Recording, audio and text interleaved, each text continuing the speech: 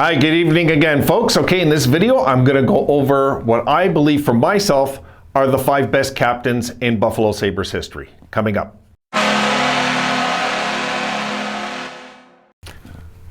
Okay, the shout out goes to Johnny Kilo, and he asked me if I could make this video. Just a simple video.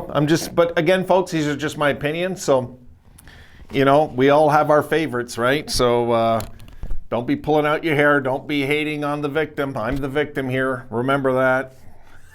Okay. All right. So let's get into this, and I'll try to save you guys as much time as possible. It's only going to be 5 picks, but still. All right, here we go.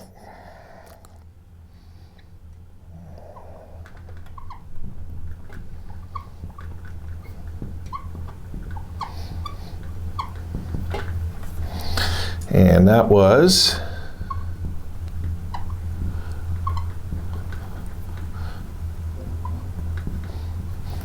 I got number 5. I got Danny Briere and Chris Drury when they were the tandem for the 05-06 and 06-07 Sabres. That tandem, I gotta admit, that tandem really worked. It really, really worked, you know, and it's sad we only got to see 2 years of it. And for the record, yes, I know Briere and Drury did a little bit of stints as captain when we were trying to find our identity in 03 and 04 seasons, you know.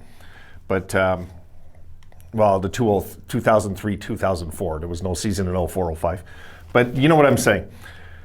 So yeah, it was a 2-year stint. Number 5, I think should be recognized because we had deep playoff runs both years. And yes, I am definitely considering playoff runs in this. Absolutely. Sorry, but I am. I have to do that. That's just the way it is. All right. With me, that's the sign of leadership is come playoff time, right? All right, number 4.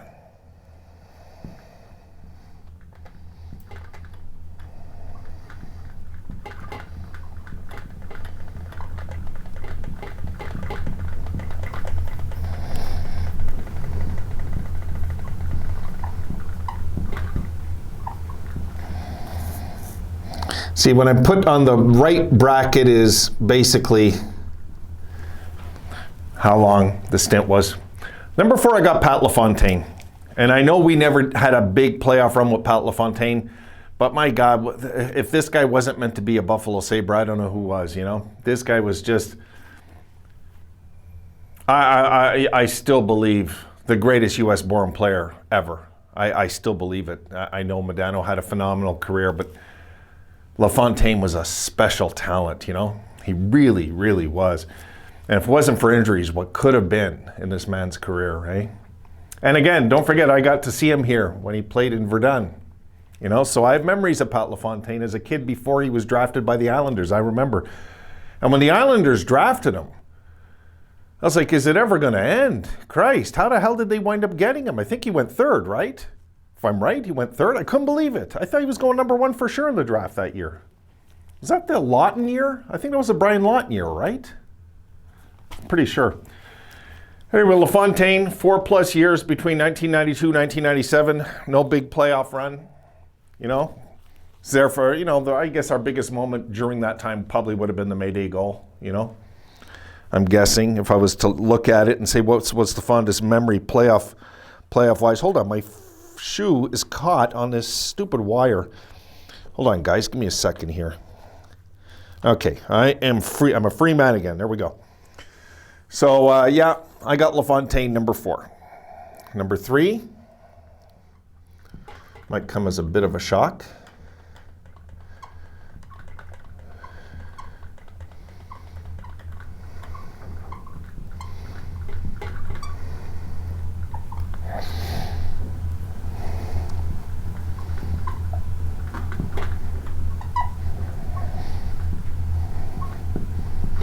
Also 4+ years, Gilbert Perreault. Yep, I got my heroes, number 3.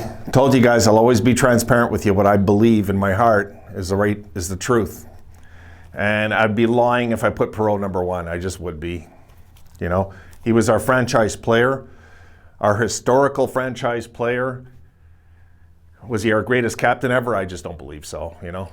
you know, but Perreault was still, he's Mr. Sabre. He's always going to be, right? So yeah, he was our captain between 1981 and 86.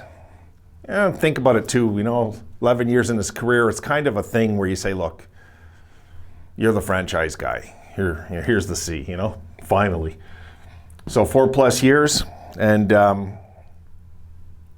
yeah, I've got to put Perreault number 3. He's got to be on the list, though. You know, him, Lafontaine. I mean, these are franchise players. Got to be on the list too. And of course, Perreault, he wasn't captain in '75, but you know, big part of that, of course. Yeah, some of you are probably going to want my head after when this is all done. It's just what I believe, folks. It's all I believe, you know.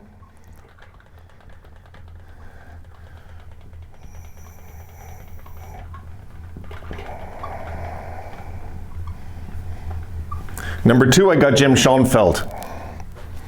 And Jim Schonfeld was our captain in 1975 when we had our big team and our big runs and our, you know, he was captain from 74 to 77, so he was captain for 3 seasons. And folks, if it wasn't for his feud with Punch Imlach, he probably would have been captain another year, but they hand the reins over to Gare, you might recall. Some of you might recall that are as old as me. They handed it over to Gare because Schonfeld and Imlach just never got along. They couldn't get along. You know, they're both stubborn guys, so what do you want, right?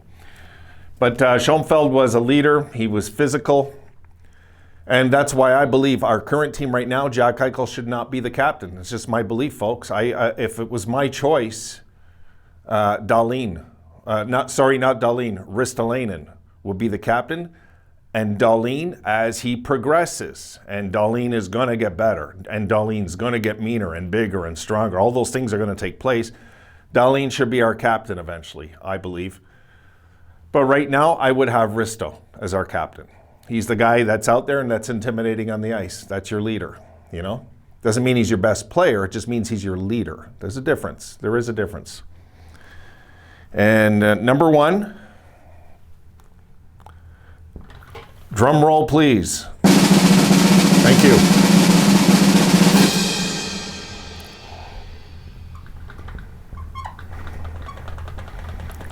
I can't in good conscience not put him, folks. I just can't. Sorry, it took too long. Drum roll again, please. Mike Pakka, I believe, is the greatest captain we've ever had. Just how I feel, guys. It really is. I honestly believe Mike Pakka was the perfect captain. He just was. I don't know how else to put it than that. I mean, he was physical. He wasn't a big guy. Off the ice, he looked kind of like a geek with glasses, and it was weird. But on the ice, he had this brute force look to him. He had that real professional appearance about him. Mike Pakka, if it wasn't for Mike Pakka, we wouldn't have made the finals in 1999. I know Hasek got us there. Don't think I don't. Of course I know that. But without Mike Pakka, we still wouldn't have got there. We wouldn't have. We needed both those guys. We needed his leadership, and we needed Dom's phenomenal goaltending. Who's, you know, let's face it, I mean, we're never going to see another Dominic Hasek, let alone a Buffalo, in the NHL. We're never going to see a goalie like that again. We'll never see it. So that's my picks, folks. You tell me yours, you know. Again, I mean, this is just, I go with logic and my heart. You know, my heart says that Perreault and Lafontaine had to make this list, you know. But, you know, the guys that led us in the playoffs in big runs were these 3, right? And the most impressive of all those runs had to be 99 because it wasn't a great team. And Pakka just, you know, I'll never forget, and you guys might forget this, I'm pretty sure now, I can't commit to this, but I'm pretty sure I'm right saying that the 99 Sabres were the first team not to touch the Prince of Wales trophy or the Campbell Conference trophy. You know, whoever got it, I'm pretty sure.